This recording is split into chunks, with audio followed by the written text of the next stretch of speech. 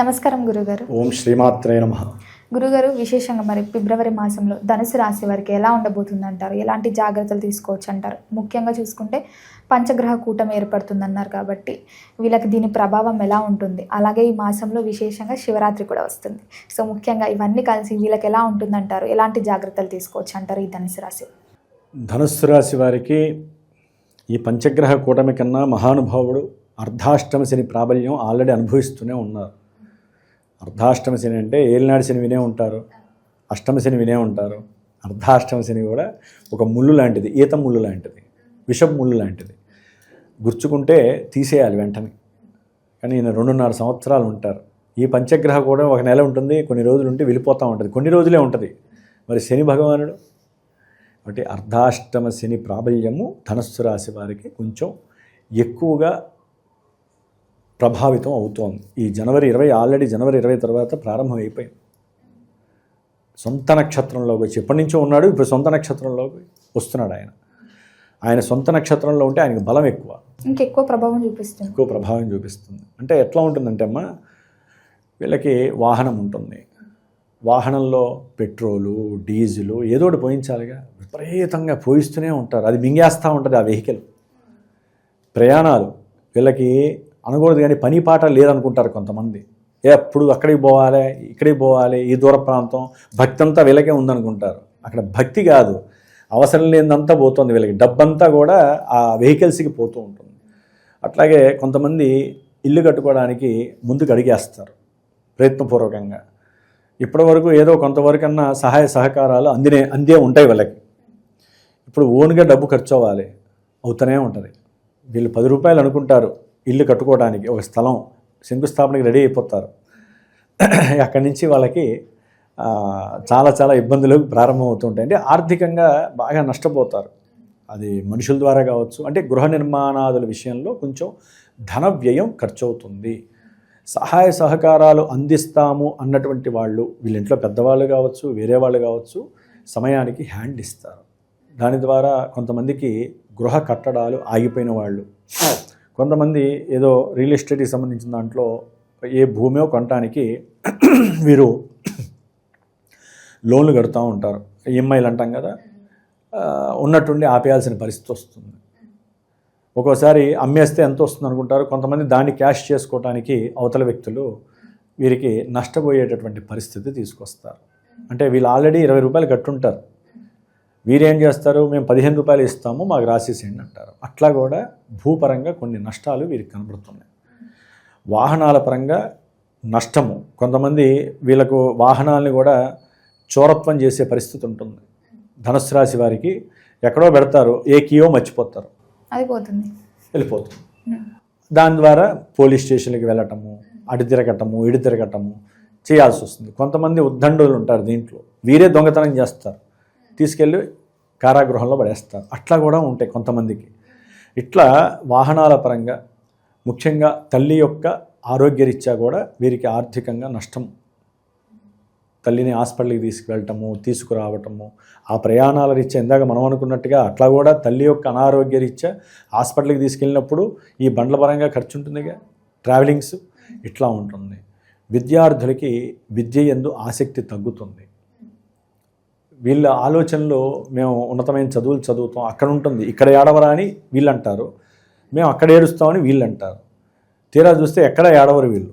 చదువు ఉండదు, పాడు ఉండదు, అవసరం లేనటువంటి దుర్వ్యసనాలకి కొంతమంది ఫాలో అయిపోతారు. అంటే చదువులో నిమగ్నత తగ్గుతుంది, చదువు యందు అభిలాష పోతుంది, విఘ్నాలు, ఆటంకాలు, ఆలస్యము, చివరికి ఎగ్జామ్ రాసినా సరే మందగొండితనము, నిద్ర లేటుగా లేస్తారు. ఏముంది, ఒక ఎగ్జామ్ పోతుంది, మళ్ళీ వచ్చే సంవత్సరం రాసుకోవాలి. అంటే ధనుస్సు రాశి వారికి విద్యయందు తల్లి యొక్క అనారోగ్యము, అట్లాగే వాహనాలకి సంబంధించిన దోషము, భూములు, ఇల్లు, వీటికి సంబంధించిన దోషాలన్నీ అర్ధాష్టమ శనిలో అలా కనిపిస్తూ ఉంటాయి వీళ్ళకి. మరి ముఖ్యంగా మనకు కావాల్సింది ఏంటంటే, ఇప్పుడు మకర రాశిలో ఫిబ్రవరి 3 వరకు కూడా ధనస్థానంలో బుధుడు ఉన్నాడు. వ్యాపార రీత్యా విపరీతమైనటువంటి ఆదాయం. ఫిబ్రవరి 3వ తారీఖు వరకు వీరికి విపరీతమైనటువంటి ఆదాయము, వ్యాపార రీత్యా కాస్త ధన సంపాదన. అంటే అందరికీ ఉంటుందా అంటే వారి కర్మని బట్టి ఉంటుంది. ధనుసు రాశి అందరికీ ఉండదుగా. కొంతమంది వాళ్ళ నక్షత్రం తెలియదు, కానీ మా ధనుస్సు రాశి అని చెప్పుకుంటారు. మనం చెప్పినవి వాళ్ళకి టాలీ అవ్వవు. కాబట్టి ధనుస్సు రాశి వారికి ధనపరంగా లోటు లేదు.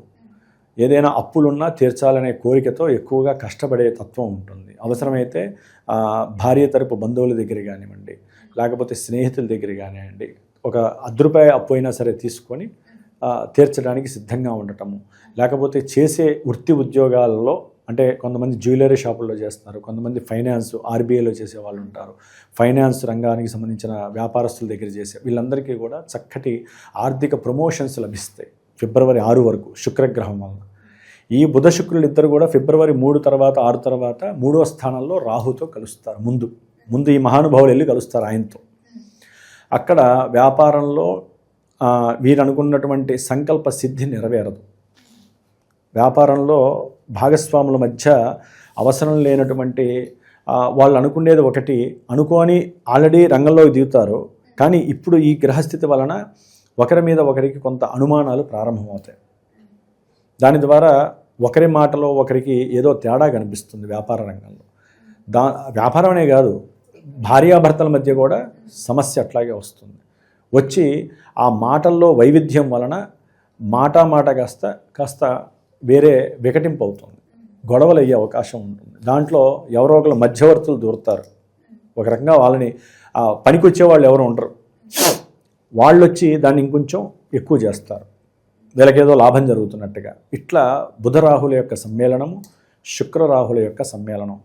అంటే వీరు ఒక స్త్రీ దగ్గర ఎవరి దగ్గరైనా అప్పు తీసుకున్నారనుకోండి, ఈ ధనుస్సు రాశి వారు ఏదో ధనం అవసరమయ్యి అప్పు తీసుకుంటారు. అది భార్యకి చెప్పరు. ఇప్పుడు భార్యకి తెలుస్తుంది అంతర్గత బంధువుల ద్వారా. అది చెప్పాం కదా, వీళ్ళకి దోషాలు కొన్ని ఎట్లా జరగాలంటే బంధువుల ద్వారానే జరుగుతూ ఉంటాయి. వాళ్ళకి పని పాట ఉండదు, చెప్తారు. దాని ద్వారా ఏమవుతుంది అంటే వీళ్ళు ఏదో ప్రయాణం చేస్తున్నప్పుడు మాట వచ్చేసేసి వాళ్ళ దగ్గర తీసుకున్నాడు మీ ఆయన, లేకపోతే మీ ఆవిడ ఆయన దగ్గర తీసుకున్నది వీళ్ళకి ఎవరో ఒకరికి చెప్తారు. దాంతో ఏమవుతుంది, భార్యాభర్తల మధ్య సమన్వయ లోపం జరుగుతుంది. దాంట్లో కొన్ని ఎలిగేషన్స్ ప్రారంభమవుతాయి.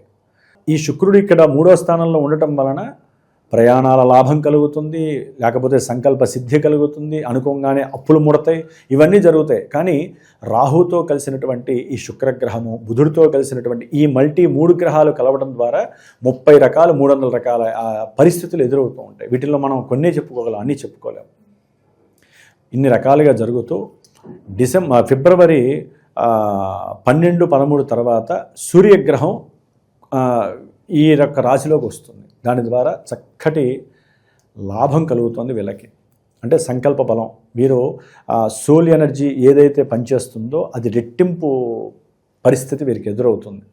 అంటే వీరు చేసినటువంటి సహాయ సహకారాలన్నీ ఇక్కడ ప్రస్ఫుటమయ్యి మళ్ళీ ఎదురు వీళ్ళకి అది ధనపరంగా కావచ్చు, ఉద్యోగరీత్యా కావచ్చు, అట్లాగే తండ్రి యొక్క సహాయ సహకారాలు కానివ్వండి, ఇవన్నీ కూడా కలగటానికి అవకాశం ఉంటుంది. ప్రయాణాల్లో కాస్త తృప్తికరమైనటువంటి లైఫ్ ఏర్పడుతుంది.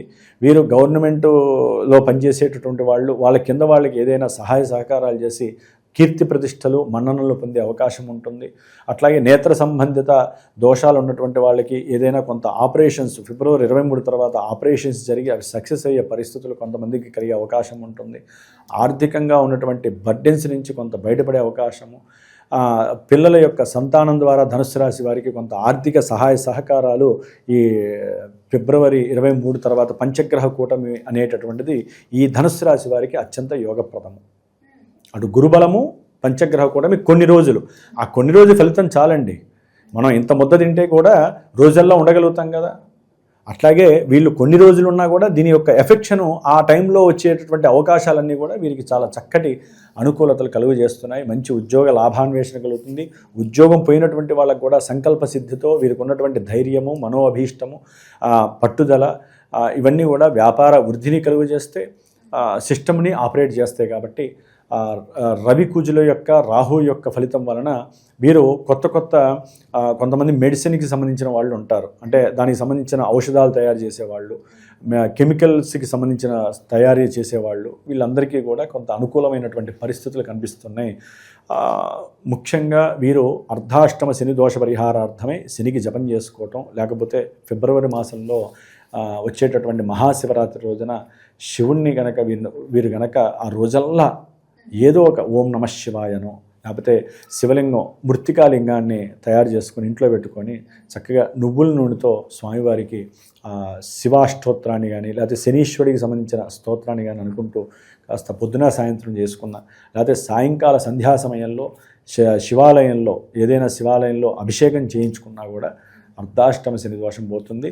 అట్లాగే మన పీఠం నుంచి కూడా ఈ ఫిబ్రవరిలో అమావాస్య రోజున మహామృత్యుంజయ హోమం అనేటటువంటిది మనం చేస్తాం. ప్రతి నెల ఏదో ఒకటి చేస్తూ ఉంటాం పాశుపత హోమము.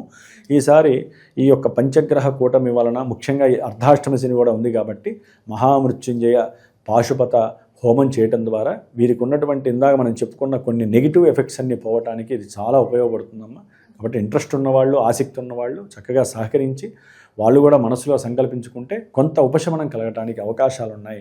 ఏదేమైనా వీరికి గురుబలము పంచగ్రహ కూటమి వీరికి కొన్ని రోజులు మాత్రము చాలా తటస్థమైనటువంటి జీవితాన్ని ప్రసాదిస్తుంది ధనస్సు రాశి వారికి. గురుగారు, మొత్తం మీద ఫిబ్రవరి మాసంలో ధనుసు రాశి వారికి ఎలా ఉండబోతుంది, ఎలాంటి జాగ్రత్తలు తీసుకోవాలో తెలియజేసినందుకు ధన్యవాదాలు. శుభమస్తు.